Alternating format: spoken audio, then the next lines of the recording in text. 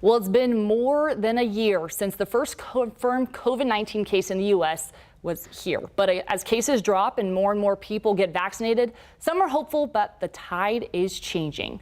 Here to talk with me about the pandemic and the city's fight against it is Mayor Steve Adler. Good morning, Mayor. Tori, good morning. All right, well, first I want to start off, of course, by talking about the vaccinations.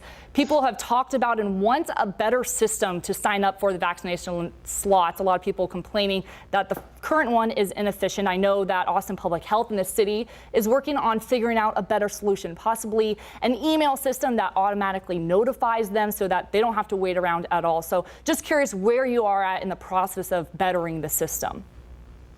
Well, Austin Public Health is continuing to work with that system. It has to do a lot of things. It has to tie into the state system, and it has to make sure that we're getting all the vaccines out. So we're working on it, but we're successfully getting the vaccines out. Every vaccine that comes in, we get into people's arms the same week that we get it, about 40,000 vaccines.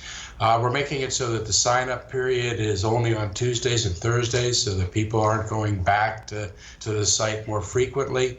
Most importantly, we're reaching out to those that are most susceptible and vulnerable to make sure that they know when to go on, because right now, those are the people we need to get to because they're most at risk of dying.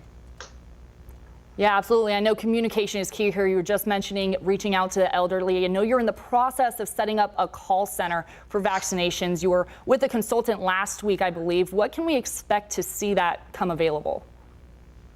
You know, I think that's going to be stood up here pretty quickly to make the calls. It's bilingual, and it's making sure that the people, again, most vulnerable get reached and get signed up. I know everybody is frustrated. We have 150,000 people in the city over age 65. They're all eligible to have a vaccine taken, but we're only getting 12,000 vaccines a week. So no matter what system we have, most of the people that are eligible are not going to be able to schedule an appointment, and that's frustrating.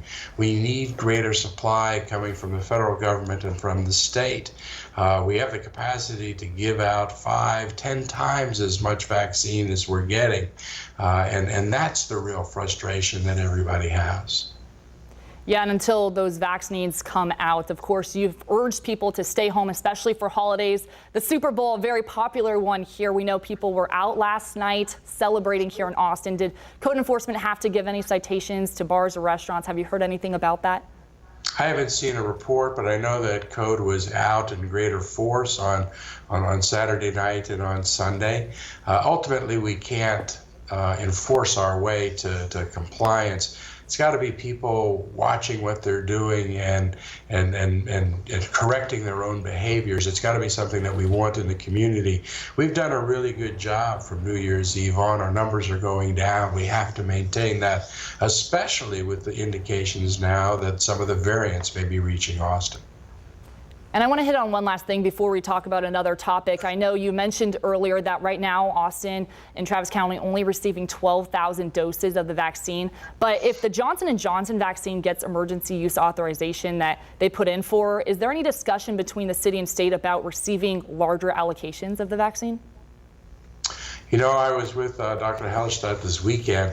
If the Johnson & Johnson vaccine becomes available, certainly we want to make it available here and give people a choice. You know, if you take the Johnson & Johnson, it's only one shot as opposed to 2 shots. It looks as if they're both equally effective preventing someone from dying or having a serious illness, but the one shot doesn't seem to be as effective in just keeping the virus away. It's still pretty effective. So hopefully we'll give people a choice if we get that so that we can roll it out. So someone could say, I want the Johnson & Johnson, or do I want to wait and get the Moderna and then Pfizer? Hopefully we'll have a choice. Awesome. And I want to switch gears here before I let you go in a second.